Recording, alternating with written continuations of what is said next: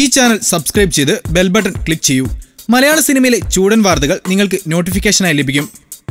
22 വർഷങ്ങൾക്ക് ശേഷം ആ പ്രണയ ജോഡികൾ വീണ്ടും ഒരുമിച്ചു. ബോളിവുഡിലെ വിവാദ താരമാണ് സഞ്ജയ് ദത്ത. സിനിമാ ജീവിതവും വ്യക്തിജീവിതവും ഒരുപോലെ സംഭവബഹുലമായ മറ്റൊരു സിനിമാ താരമില്ല.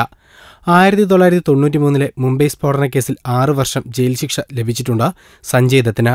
കൂടാതെ തീവ്രവാദ ബന്ധവും ആയുധം കൈവശം വെച്ചതും അദ്ദേഹത്തെ ജയിലിലാക്കി. പിന്നീട് ഓഗസ്റ്റ് 20, 2007 സുപ്രീംകോടതി ഇടക്കാല ജാമ്യം അനുവദിച്ചു.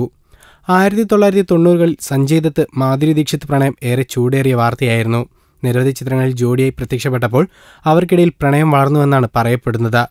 1997 ശേഷം മാധുരിയെയും സഞ്ജയിനെയും ആരും ഒരുമിച്ച് കണ്ടിട്ടില്ല. മാധുരിയുമായുള്ള പ്രണയം സഞ്ജയിന്റെ ദാമ്പത്യ ജീവിതത്തിൽ വലിയ പ്രശ്നങ്ങൾ ഉണ്ടാക്കിയെന്നായിരുന്നു അക്കാലത്തെ ഗോസിപ്പുകൾ. വിവാദങ്ങൾ ഇവരെ പരസ്പരം അകറ്റി.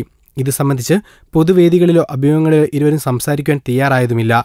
അഭിഷേക് വർമ്മൻ സംവിധാനം ചെയ്യുന്ന കലങ്ക് എന്ന ചിത്രത്തിലൂടെ 22 വർഷങ്ങൾക്ക് ശേഷം മാധുരിയും സഞ്ജയും ഒരുമിച്ച് അഭിനയിക്കുകയാണ്.